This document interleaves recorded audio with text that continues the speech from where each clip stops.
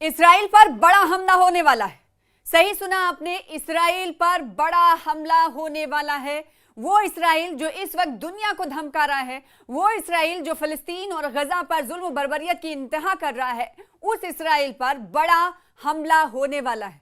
हम ऐसा क्यों कह रहे हैं? क्योंकि इसराइल पर बड़े हमले की तैयारी कर रहा है यमन की नेशनल साल्वेशन हुकूमत ने ऐलान किया है कि सिहूनी हुकूमत पर कारी जर्ब लगाने के लिए हम पूरी तरह तैयारी कर रहे हैं। तैयारी किस तरह से हो रही है और क्या कुछ किया जा रहा है, ये इस वीडियो के जरिए आपको बताएंगे कि इसराइल पर दबाव बनाने के लिए पूरी दुनिया में जहां एक तरफ कोशिशें की जा रही हैं, ना सिर्फ कोशिशें की जा रही हैं बल्कि कदम से कदम मिलाए जा रहे हैं, एहतजाज किए जा रहे हैं, विरोध प्रदर्शन किए जा रहे हैं, तो दूसरी तरफ हमले की तैयारी भी हो रही है। यमन हमले की तैयारी कर रहा है। यमन की तहरीक अंसारुल्लाह के सीनियर रहनुमा ज़ैफुल्लाह शामी ने कहा है कि तहरीक अंसारुल्लाह सिहूनी हुकूमत पर अचानक एक भरपूर हमले की तैयारी कर रही है। अब देखिए हमला कैसे होगा, किस तरह का होगा, किस मिसाइल से किया जाएगा, किस तरह का अटैक होगा, इसकी तफसील नहीं दी गई है। लेकिन यह हमला कब किया जाएगा, इस हवाले से भी कोई जानकारी नहीं दी गई है। और यह जरूर कहा गया है इतना कि यह हमला जो सिहूनी हुकूमत यानी इसराइल की सरकार पर, बेंजामिन नेतन्याहू पर जो हमला होगा वो अचानक होगा और वो हमला भरपूर होगा, जिसकी तैयारी हम कर रहे हैं। अशामी हुकूमत ने तहरीक अंसारुल्लाह की गैर मामूली सलाहियतों पर ताकीद करते हुए कहा है कि हम ऐसा अचानक हमला करेंगे जो दोस्त और दुश्मन दोनों को हैरत में डाल देगा। देखिए हमला ऐसा होगा, ये कहा जा रहा है साल्वेशन हुकूमत की तरफ से कि हम ऐसा अचानक हमला करेंगे जो दोस्त और दुश्मन दोनों को हैरत में डाल देगा। अब हैरानी किस वक्त होती है, आप अंदाजा लगाइए कि किसी को पता भी ना चले और हमला इतना भरपूर और शदीद हो और पूरा का पूरा इलाका तहस नहस हो जाए, पूरे के पूरे इलाके में दहशत कहीं ना कहीं डालने की बात इस वक्त यमन की साल्वेशन हुकूमत की तरफ से कही जा रही है। किस पर? इसराइल पर। और ये कहा जा रहा है कि हम इसकी तैयारी में जुटे हुए हैं, हम तैयारी कर रहे हैं।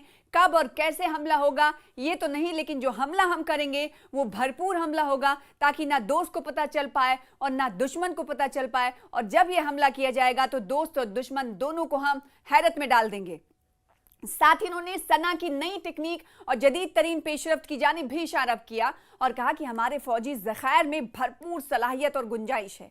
देखिए हम किस तरीके से ताकतवर हैं, हमारे जदीद तरीन पेशरफ्त की जानिब से या जदीद तरीन जो टेक्नोलॉजी है, जदीद तरीन जो हथियार हैं, उसके ज़रिए हम इसराइल पर इस तरीके से हमला करेंगे ताकि उसे हमेशा याद रहेगा। ऐसी तैयारी हम करते हुए दिखाई दे रहे हैं और हम कर रहे हैं। साथ ही साथ इसकी वजह से इस तरफ इशारा करते हुए, जदीद तरीन पेशरफ्त की जानिब इशारा करते हुए कहा कि हमारे फौजी ज़ख़ीरे जो हैं उनमें भरपूर सलाहियत और ताकत मौजूद है, इसकी गुंजाइश है। अशामी ने मजीद कहा कि मजीद वसाइल होते तो समंदर से उबूर करके फ़िलिस्तीनी महाज में शामिल हो जाते। देखिए ये बहुत बड़ी बात है कि जो फिलिस्तीन पर जुल्म बर्बरियत इस वक्त इसराइल कर रहा है, भले ही दुनिया इकट्ठा हो रही हो, अशामी ने तो यहाँ तक कह दिया कि अगर हमारे पास मजीद रिसोर्सेज होते, वसाइल होते तो हम समंदर पार, समंदर को उबूर कर लेते और फिलिस्तीनी महाज में शामिल हो जाते। वो फिलिस्तीनी महाज जो इस वक्त इसराइल का डट कर सामना कर रहे हैं और दर्जनों लोग शहीद हो रहे हैं, इसी फिलिस्तीनी महाज में शामिल हो जाने की बात इस वक्त अशामी कहते हुए नजर आ रहे हैं। अशामी कौन है? वो तहरीक अंसारुल्लाह के रहनुमा हैं। तहरीक अंसारुल्लाह के रहनुमा का ये बयान मकबूजा फिलिस्तीन पर यमन की मुसल्लह अफवाज के वसी ड्रोन हमलों के बाद सामने आया है। इसराइली ज़राए ने पीर की शाम रिपोर्ट दी है कि यमनी फौज ने मकबूजा फिलिस्तीन की जानिब बड़े पैमाने पर ड्रोन तैयारे रवाना किए हैं। और आपको यहाँ पर यह भी बताना ज़रूरी है कि पिछले दिनों इसराइल के अटैक में, इसराइल की तरफ से हमले किए गए, उसमें होसियों के पीएम और कई वज़रा की मौत हुई और इससे होसी इस वक्त बागी हुए पड़े हैं। होसियों की तरफ से रोज़ नए तरीक़े अपनाए जा रहे हैं। तो एक तरफ अशामी की तरफ से कहा जा रहा है कि हम हमला ऐसा करेंगे कि दोस्त और दुश्मन दोनों को पता नहीं चलेगा। और जब ऐसा भरपूर हमला हम जब करेंगे तो इससे पूरा इलाका दहल उठेगा। तो एक तरफ तो साल्वेशन हुकूमत की तरफ से ये बात कही जा रही, तो दूसरी तरफ होसियों की अगर बात करें तो होसी भी पूरी तरीके से तैयार हैं और अपनी जो मौजूदगी है वो दर्ज कराते हुए वक्तन फवक्तन दिखाई दे रहे हैं। गुज़िश्ता दिनों की बात करें तो सना में यूएन के दफ्तरों पर इन हौसियों की तरफ से छापा मारा गया। जैसा कि आपको मालूम है कि यमन में कई हिस्सों पर हौसियों का दबदबा है, हौसियों की पकड़ है और सना में भी हौसियों की मजबूत पकड़ है।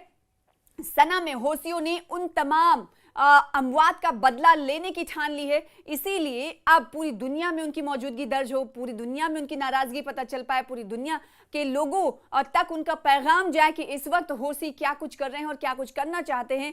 इसी वजह से हमने देखा कि यूनाइटेड नेशंस के 11 एहलकारों को हिरासत में इन हौसियों ने लिया, रेड मारा यूएन के दफ्तरों पर, यूएन के ऑफिसेस पे। और ऐसा नहीं कि पहली बार ऐसा किया गया था, इससे पहले भी माजी में भी इस तरह की कोशिशें हौसियों की तरफ से की जाती रही हैं। कोई नई कार्रवाई नहीं थी और कई बार ये देखने को मिला कि जिन एहलकारों को यूनाइटेड नेशन के एहलकारों को हिरासत में हौसियों की तरफ से लिया गया, उनमें से कई लोगों की मौत भी हुई है। और ये पहली पेशरफ नहीं है, इससे पहले भी हौसियों की तरफ से इस तरह की कार्रवाइयां, कोशिशें की जाती रही हैं। जो मौजूदा वक्त में जो ताज़ा पेशरफ्त हुई थी वो ये कि सना में यूएन के दफ्तर पर रेड मारा था इन हौसियों ने और 11 एहलकारों को हिरासत में ले लिया। तो इधर से ये मौजूदगी दर्ज कराने की कोशिश की जा रही, तो दूसरी तरफ ये कहा जा रहा है हुकूमत यमन के सैल्वेशन हुकूमत की तरफ से कि इस्राएल पर हम ऐसा भरपूर हमला करेंगे कि दोस्त और दुश्मन किसी को पता नहीं चलेगा और वो हमला भरपूर होगा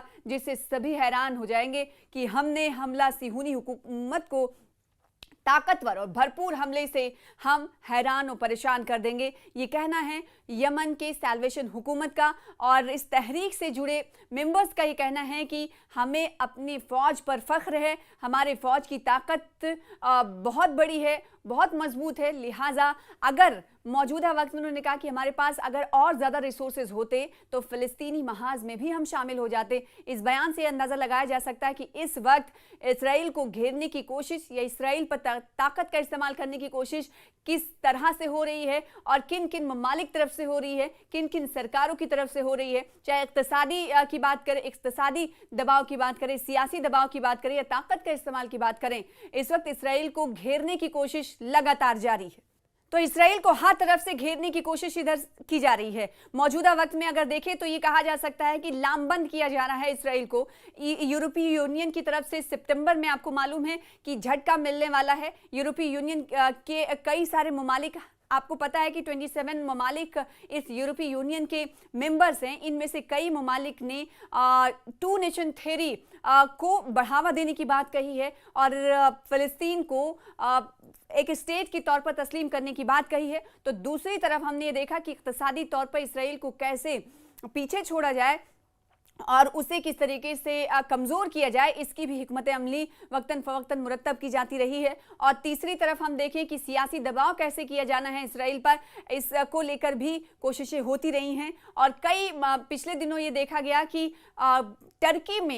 टर्की में एक गज़ा कॉन्फ्रेंस हुआ था जिसमें 150 उलमा इकट्ठा हुए थे और पैलेस्टीनियन डिक्लेरेशन वहाँ से जारी हुआ था। और ये कहा गया था इस डिक्लेरेशन में कि वो तमाम ममालिक से अपील करेंगे कि इसराइल के साथ कोई कारोबारी रिश्ता ना रखें, यानी इक़्तिसादी तौर पर इसराइल को झटका देने के लिए पेशरफ्त हो रही थी। 150 से ज़्यादा उलमाए कराम यहाँ पर इकट्ठा हुए थे और 50 ममालिक के उलमा थे। और दूसरी तरफ टर्की के एक वजीर जद्दा में जाकर ये कहते हैं कि इसराइल के खिलाफ हमें कुछ न कुछ आने वाले दिनों में हिकमत अमली मुरतब करनी होगी। कड़े अल्फाज में कहा जाता है कि इसराइल को जवाब देने का अब वक्त आ गया है, टाइम फॉर एक्शन आ गया है। कहीं ना कहीं उनकी तरफ से ये कहा गया कि अब हमें एक साथ आना है और एक साथ आकर दबाव नहीं, अब एक्शन की तैयारी करनी है। यानी इस वक्त इसराइल को सबक सिखाना है, इसके लिए अब हमारे पास ज़्यादा वक्त नहीं है, अब एक्शन उठाना पड़ेगा, एक्शन करना पड़ेगा। टाइम फॉर एक्शन आ चुका है और ये मौजूदा जो वक्त है, मौजूदा वक्त में ही हमें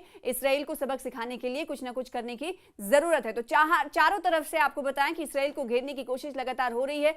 अब यमन के अशामी सैल्वेशन हुकूमत की तरफ से कहा गया है कि वो बड़े हमले की तैयारी इसराइल के खिलाफ कर रहा है।